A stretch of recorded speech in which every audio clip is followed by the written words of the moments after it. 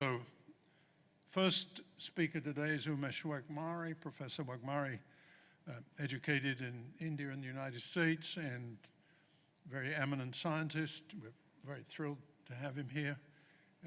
He plays many roles at the JNC.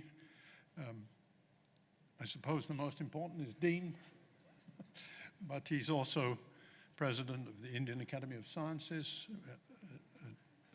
a job that I'm sure he enjoys. So I'm not going to waste more time. Umesh, please come and tell us about chalcogenides. Yes, thank you very much, Mike. Good afternoon. First of all, I express my thanks to Professor Cheetham and also Natalie for the invitation and perfect arrangements here. It's a pleasure to be back here and speak to you all. It's also one of the very exciting workshops I attend every year, so it's really nice to be back here. So I'm going to tell you about some work which I have done recently in the last 2 years with a PhD student, Raghmare, and Professor Rao, who is dear to many of us. In fact, it's a talk on a topic which involves technologically very important materials, group 4 chalcogenides. And they are interesting because chemistry of these materials, particularly the bonding mechanisms, are, if not understood, they're at least controversial as of now. And unless you understand them, it will not be possible to develop better and better of such material. So, and we have addressed this problem of chemical bonding in these materials using ideas from physics. So I hope this will be appealing to the audience here, a very interdisciplinary approach to these materials. So let me get started. This is a very basic slide. All of you know that ionic bonding involves, transfer of electron from one atom to another, and that gives rise to large electronic band gaps typically and very low conductivity. If you have covalent bonding, it involves sharing of electron pairs, and that gives a medium-sized band gap typically. And of course, still the electrical conductivity is much lower than metals. And in metals, you have electrons which are shared with several atoms at a time, and that gives you highly delocalized character to electrons with a very high electrical conductivity and no band gap at all. And of course, there's a series of weaker energy bonds as well. The key point is each bonding mechanism gives rise to characteristic physical properties, okay? And that's very important to understand that connection, chemical bonding and properties connection to design better materials. Chalcogenides, these are phase change chalcogenides, for example, like GST, are very fascinating. On the time scale of 100 nanoseconds, they can transform from amorphous phase to perfectly ordered rocksalt structure, and vice versa. Very fascinating, right? They give access to both with highly disordered structure and perfectly ordered rocksalt structure. And interesting thing is the bonding in amorphous phase is well understood. It's covalent, typically with 4-fold coordination, but the bonding in rocksalt phase is not really well clear. So a definition of this bonding in crystalline phase is not clear. And that's the sort of topic of this presentation today. So these materials are fascinating. I said they are technologically important because, you know, some of them are ferroelectrics, like germanium telluride is one of the simplest ferroelectric. They tend to be excellent thermoelectric materials. Most of the high performance thermoelectrics today, modern thermoelectrics are developed based on these materials. And they also, some of them exhibit topologically non-trivial electronic structure. And that's also very interesting because you will see towards the end of this talk that can open up new type of electronic devices, okay?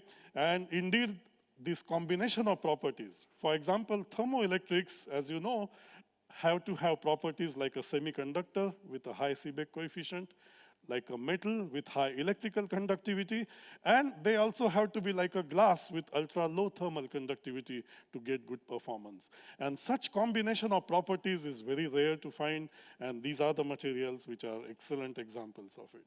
So the key precondition to this type of bonding in chalcogenides is the violation of 8- rule, or what is called as the octet rule.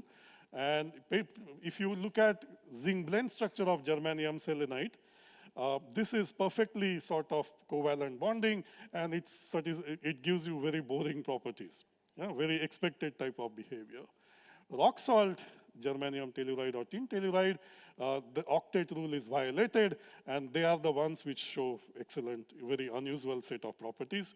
In the molecular context, what is known as hypervalent or hypovalent bond, which involve more than 8 or less than 8 electrons per atom, as shown here, is also a multi-center bonding, which is relevant to this. But the idea in this talk is to highlight what the differences are.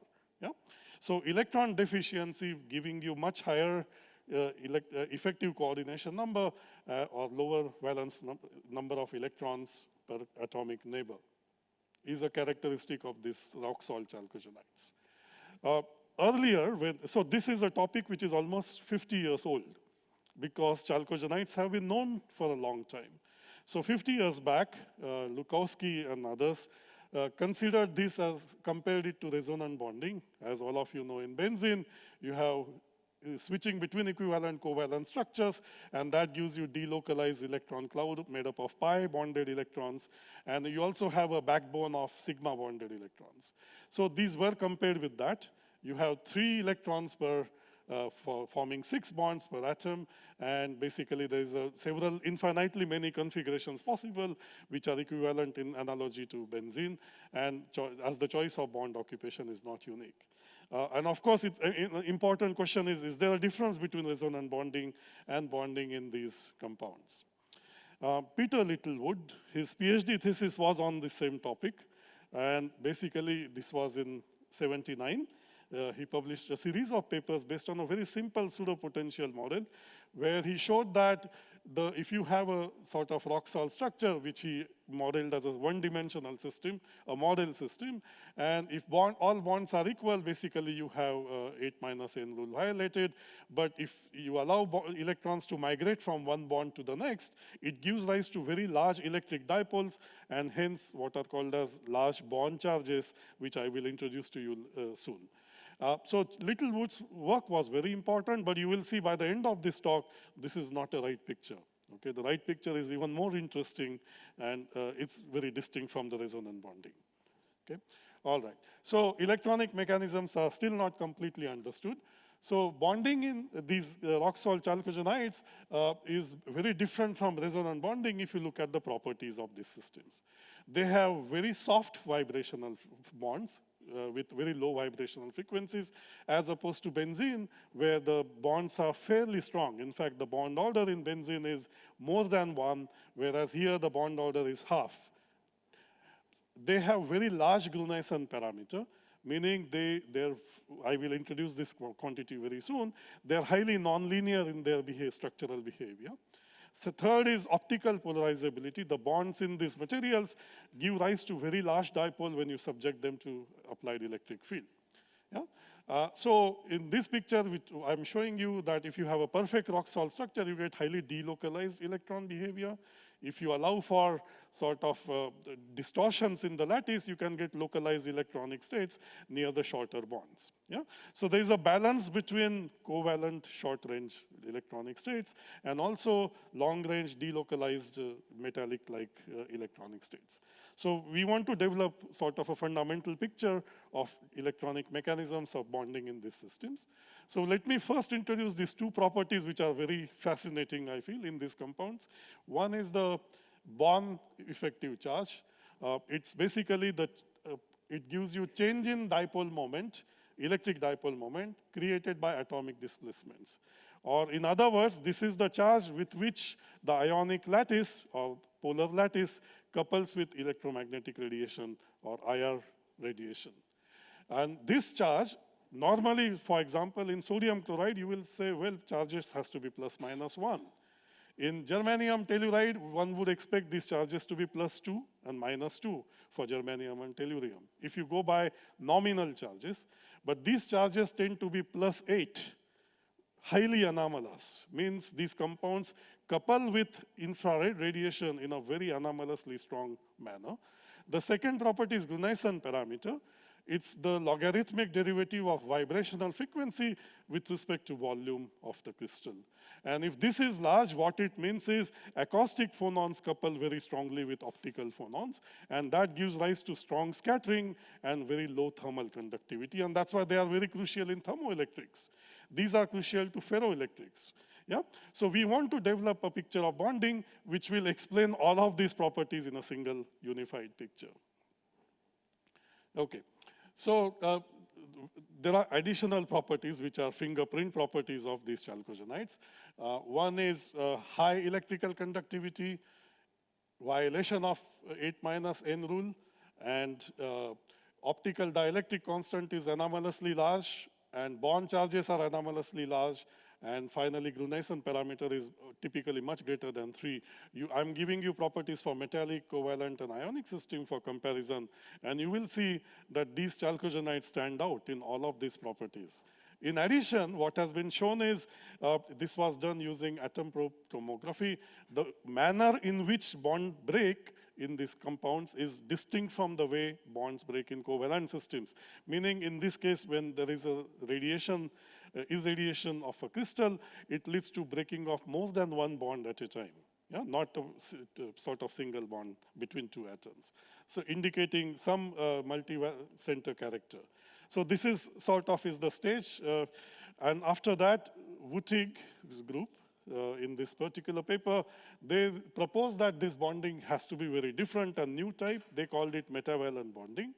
And in this space that they did first principles type of theoretical analysis, on the x-axis is electron transferred from one atom to another, and on the y-axis is number of electrons shared between the neighboring atoms.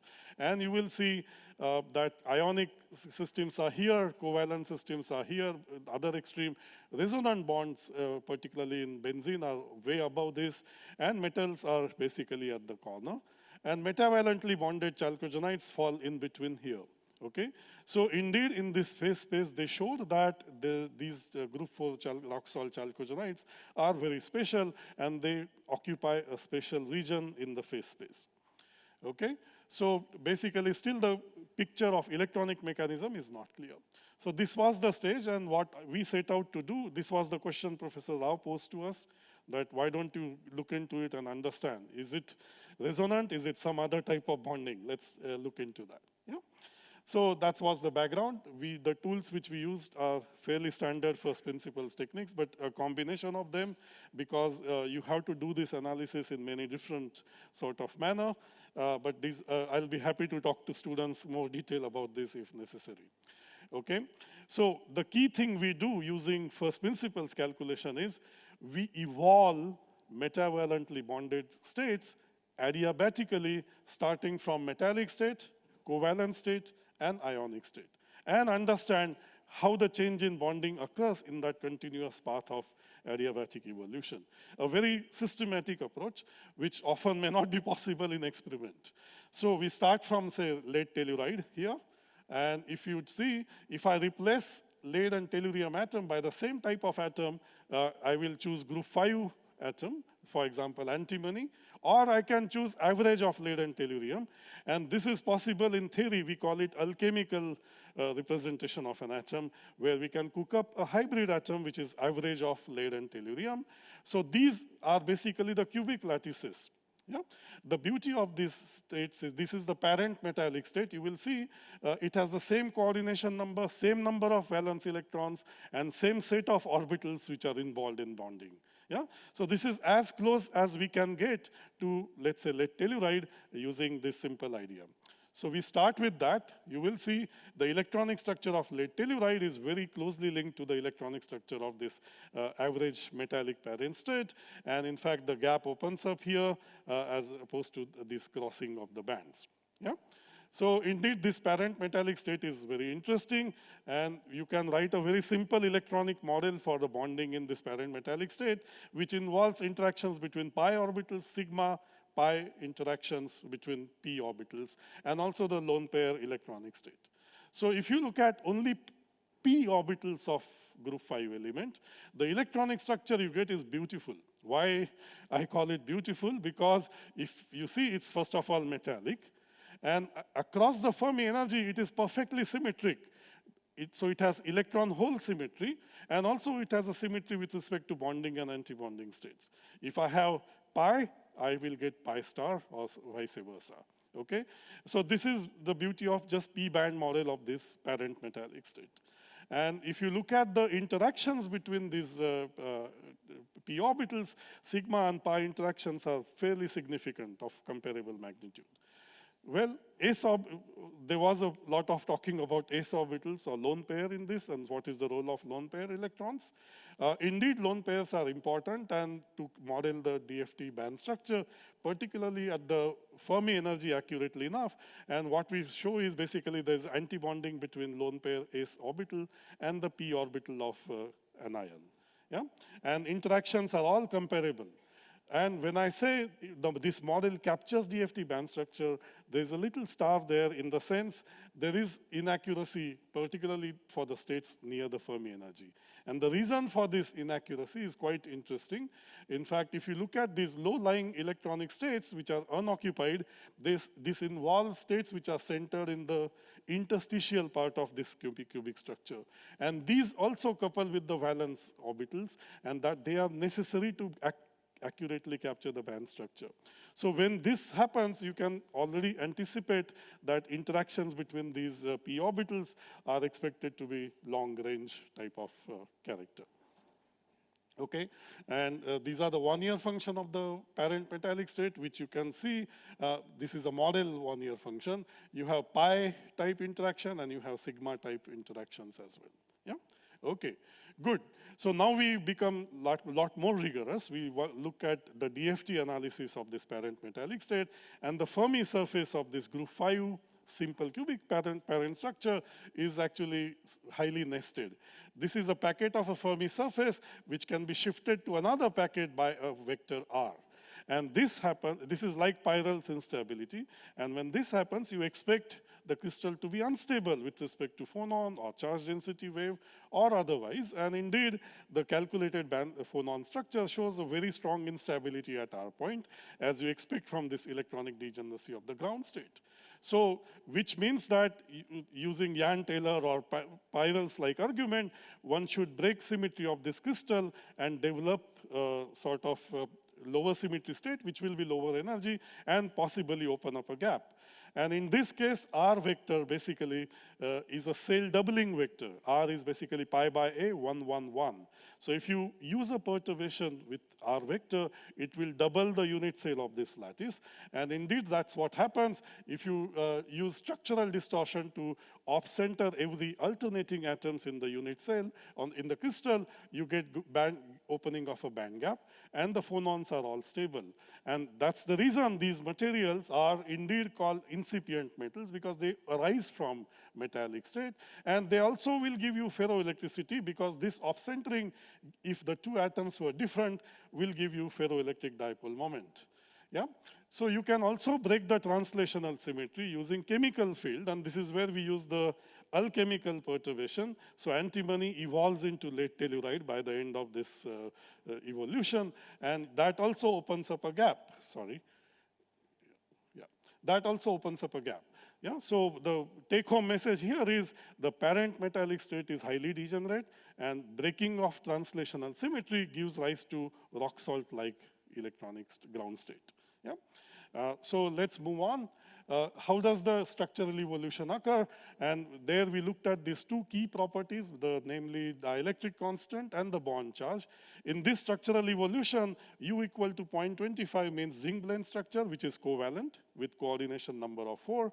And the end of it is basically rock salt structure. And you will see as the covalent structure evolves to rock salt structure, there's a sharp discontinuity in the properties where basically you will see these are very nominal properties of a semiconductor, whereas here the properties become much larger, satisfying the criterion for metavalent bonding. Well, this discontinuity tells that indeed after the structure becomes metavalent, the second derivative of this rock salt structure is very large, because it's a symmetric curve. And that means the second order Raman scattering will be highly anomalous. So this theory allows us to predict a new property in the portfolio of anomalous behavior of rock salt chalcogenides, that second order Raman scattering will be stronger than the first order Raman scattering. That's a prediction now which should be verified experimentally. If you look at the energetics, indeed there is a discontinuous jump. There's a cusp in energy for metavalent state, whereas all other ionic and sort of covalently bonded states show a very continuous behavior.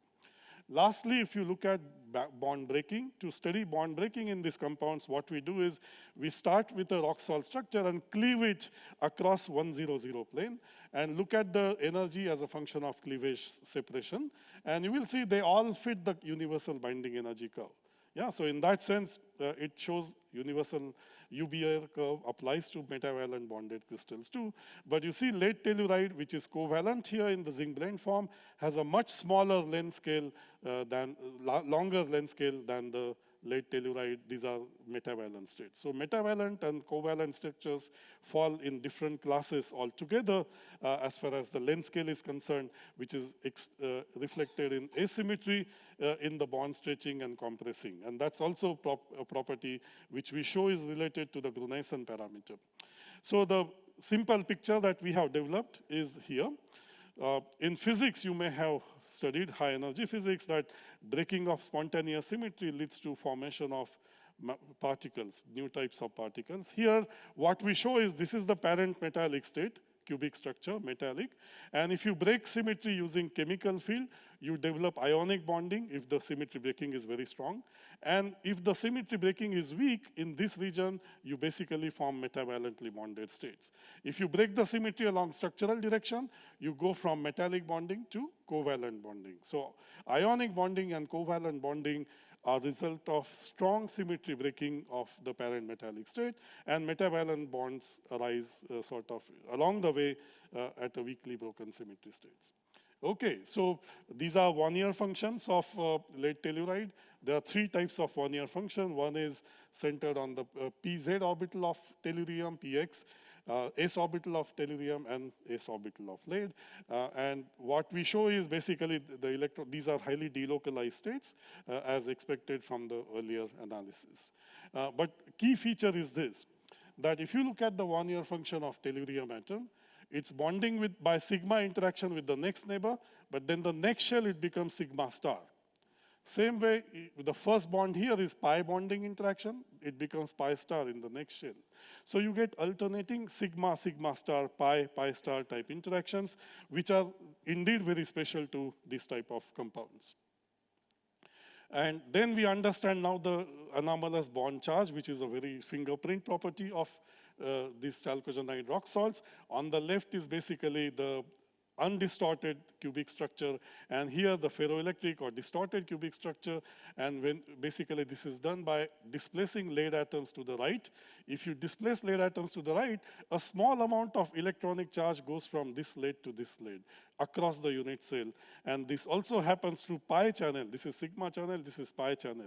So these anomalous polarizability or highly large anomalous bond charges are a result of the fact that there is a small amount of electronic charge which transfers from across the unit cell from one at cation to another, hopping through the p orbital of anion.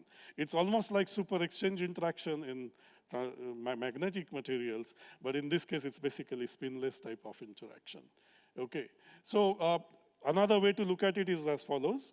You have a valence band, which is shown here, which is basically tellurium p-type one-year function, and conduction band, which involves lead one-year functions.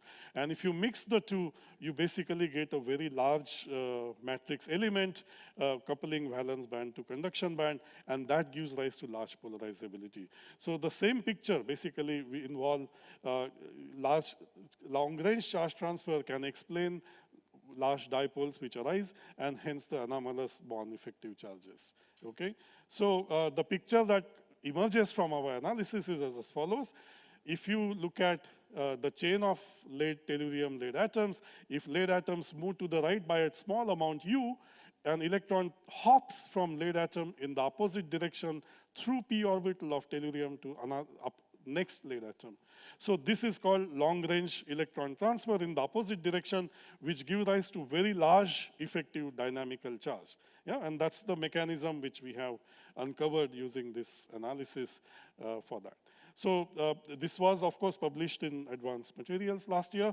The last bit of work is basically what happens to metavalent bonding in 2D, which is also an important class of materials. Mike, how much time do I have? 5, okay, good, thank you. Yeah, so in 2 dimensions, of course, it's a challenge because violation of 8 minus n rule is going to be a little tricky because coordination number is already expected to be smaller. And that's the reason we consider this. And you will see that it opens up very interesting possibilities of bonding in 2D. So the systems we looked at for 2-dimensional materials is, again, are based on group 4 chalcogenides. And you will see the key result is basically you have 3 valence electrons per atom on average. So you can have 3 bonds to complete the octet. But if you have more than 3 bonds in 2D, these materials will violate 8 minus n rule, and you would get metavalently bonded state. So if you look at honeycomb lattice of lead telluride, indeed 8 octet rule is not violated. So these are covalently bonded states, and that's indeed what we find, that if you get puckering, of course, and you get a nice semiconductor. Secondly, if you look at square lattices, where you have coordination number of 4, this violates the 8 minus n rule, and, sorry. As a result, these compounds we will expect to be metavalent, and we go on to show that. Again, they are semiconductors with fairly small gaps if you pucker them, and more than that, there is interactions with lone pair. But this is the key result now for 2 dimension. So Gruneisen parameter that we estimate for these compounds, you will see for square lattices, it is quite large than the hexagonal lattices. These are covalent, these are metavalent. But metavalency in 2D systems occurs only for certain phonons, not for all phonons, as opposed to 3D. And the reason is, if the metavalent bonding is in plane, it will affect vibrational modes only in plane with in-plane polarization. So this is the reason we get sort of truly 2-dimensional character of metavalent bonding. Unfortunately, these compounds are metastable, okay? You will see metavalent bonded states are much higher in energy than the covalently bonded states. So even if it's an interesting proposal, it may not be possible experimentally to realize it easily. So we move on to next case where, we start from an experimentally known 2D structure, and particularly tin telluride, which exhibits this rock salt-like structure with double the unit cell. And this is what we examined, and we find this is the structure which is lowest in energy among the 3 lattices that we studied.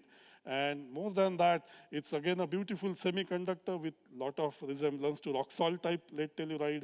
And more than that, it shows properties which are highly anomalous. So it fits the sort of prescription which is for metavalent bonding. So in 2D, our proposal is these orthorhombic versions of tin compounds or germanium, some of the germanium compounds are expected to be metavalently bonded. The Gruneisen parameter also shows, in this case, it's much richer because you have more atoms per unit cell. But the key point is only the in-plane vibrations show large Gruneisen parameter, and out-of-plane vibrations show nominal Gruneisen parameter, as you would expect from 2-dimensional metavalent bonding. But in 2D, we are able to explore topology, and that's the beauty of these systems. As I told you, whenever a material is close to a metallic state, chances of developing non-trivial topology are quite high. And in this case, we did show that the Berry curvature, which is like a pseudo-magnetic field associated with electrons at these values, basically are equal and opposite allowed by the time reversal symmetry, which means that you should, along with spin and charge of electron, you can also exploit the Valley index of electrons, which will have opposite sort of Berry curvature. And based on that, one can develop Valleytronic devices, and it's something not so easily possible in 3D, but in 2-dimensional systems, we believe this will open up interesting things. The picture which we had for 3-dimensional rock salt metavalent states. Also applies to 2D systems. You have a Fermi surface of a parent state, which is nested with an unstable mode. So everything we developed in 3D actually explains what we find in two-dimensional metavalently bonded structures as well. And since I'm running out of time, but one thing, maybe this is something which will appeal to some of you. This is the lone pair of lead or tin, and you will see this is basically causing the puckering or off-centering of lead atom with respect to selenium or tellurium atoms as shown here. Yeah? So lone pair activity is very beautifully available in visualization, and which shows that it involves interaction with neighboring p orbitals of cation. And I'll close this by summarizing that the take-home message is we show that symmetry breaking is responsible for emergence of different chemical bonds in rocksalt chalcogenides. If the symmetry breaking is very strong, you get ionic and covalent states. If the symmetry breaking is weak, you get basically metavalent bonds. If you have metavalent bonds, they involve long-range alternating type interactions across 5 unit cells, and that's what is responsible for the properties that I described in the beginning.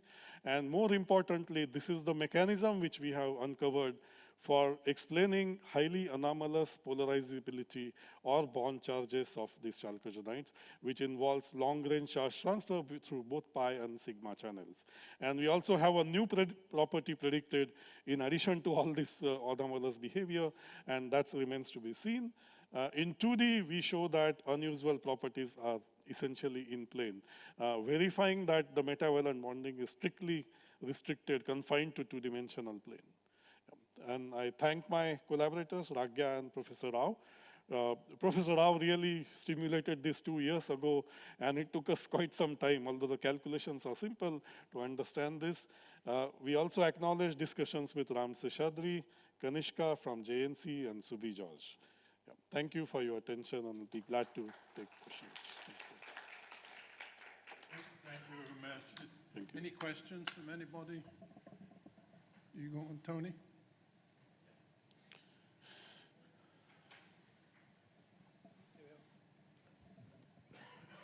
Thank you, Umesh. I have seen this sort of going on over the last couple of years in Bangalore, but it's nice to have it presented so clearly and so on. So in the experimental rock salt structure of lead telluride, what does it actually look like? Does it have these long and short bonds, or?